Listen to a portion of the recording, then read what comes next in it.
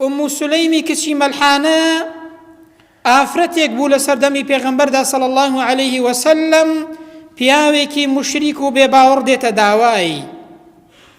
ئەو ئافرەتەیە بە مارەی خۆی بانگەواز بۆ دینی خوای پەروەردگار دەکات. تەماشاکەن بەڕێزان چەندە دڵسۆز بوون بۆ ئەو دینە.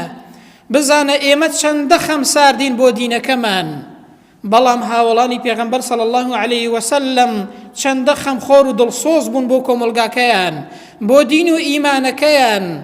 بۆیە ئوم سولەیمی کچی مەلحانە بەو کەسەی کە هاتۆتە داوای دەڵێ بەڕاستی داوای پیاوی وەکو تۆ ڕەت ناکرێتەوە، بەڵام من موسڵمانم، ئیمان و ئیسلامەتیەکەم ڕێگەم پێنادات شوو بە کەسێکی بێباوەڕ بکەم، و پاشان دەکەوێتە بانگەواز و بانکردنی بۆ ئیسلام. دەڵێ بەڕاستی حەیفە ئەتۆ دار و بەردێک بپەرستی، حەیف نییە دار و بەردێک بپەرستی و موسڵمان نەبی.